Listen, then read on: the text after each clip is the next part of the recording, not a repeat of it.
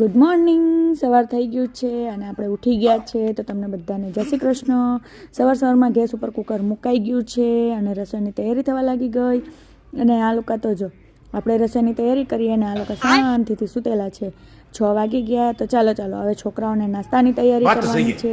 તો પહેલાં અહીંયા રોટલીના ટુકડા કરી લીધા. પછી રાત્રે આપણે મયંક સાથે ઝઘડો થયો તો આપણે લસણ ઉપર ઉતારી લીધો અને બાકી રહી ગયેલો થોડોક એવો ગુસ્સો હતો એ આપણે મરચાં ઉપર ઉતારવાનો હતો. મરચાં ઉપર ગુસ્સો ઉતારી ત્યાં તો મમ્મી પણ ઉઠી ગયા અને પછી બધો મસાલો તૈયાર કરી રોટલી પણ વઘારી દીધી.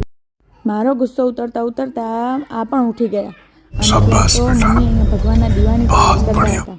હવે એમની સાથે વાત કરતાં આપણી સરસ મજાની રોટલી પણ ઠંડી થઈ ગઈ. હવે આપણે ડબ્બામાં પેક કરી લીધી. ત્યાં તો મમ્મીએ પણ અહીંયા ભગવાનને ઘંટડી વગાડીને ભગવાનને જગાડી દીધા અને પછી ભગવાન જાગી ગયા એટલે મેં પણ આશીર્વાદ લઈ લીધા. ત્યાં તો આપણે ચણા જે બાફવા મૂકેલા હતા એ પણ અહીંયા સરસ મજાના બફાઈ ગયા. હવે પછી ચણા કે મને ગાઢો.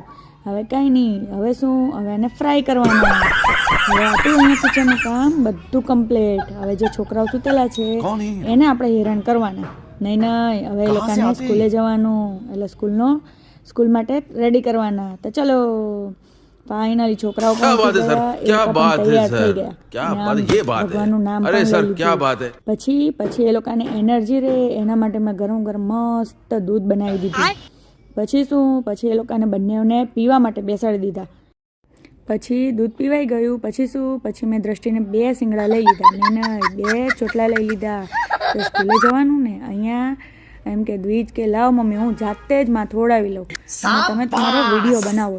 પછી સ્કૂલનો ટાઈમ થઈ ગયો એટલે મેં મારા બંને બિસ્તરા ઉચકી લીધા અને પછી નીકળ્યા સ્કૂલે જવા માટે. નહીં પહેલાં પપ્પાના આશીર્વાદ અને જય શ્રી કૃષ્ણ. પછી વારાફરતી બંને જણા એના પપ્પાને આશીર્વાદ લીધા અને જય શ્રી કૃષ્ણ કરી અને અમે 3 જણા નીકળ્યા સ્કૂલે જવા.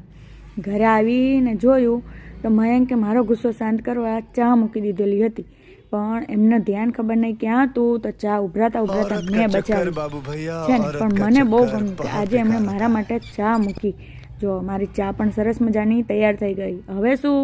હવે ગરમા ગરમ ચા નાસ્તો, ગરમા ગરમ ચા અને સાથે મુઠિયા. મયંકને તો નાસ્તો નહોતો કરવાનો એટલે એ મારા કરતાં પહેલાં ચા પીને શાંતિથી બેસી ગયા. અને અહીંયા ટાઈમ થઈ ગયો 11 વાગી ગયા કામ કરતાં. હવે ખબર નહીં સરસ મજાનું મેં કામ તો કરી નાખ્યું. હવે ખબર નહીં ક્યાં સુધી આવું રહેવાનું છે. છોકરાઓ આવે ત્યાં સુધી આપણું ઘર આવું જ. પછી હવે રસોઈની તૈયારી. અહીંયા દાદાને ભૂખ લાગેલી હતી એટલે દાદા કે લાવ મને પહેલાં જમવાનું આપી દે એટલે દાદાને બેસાડી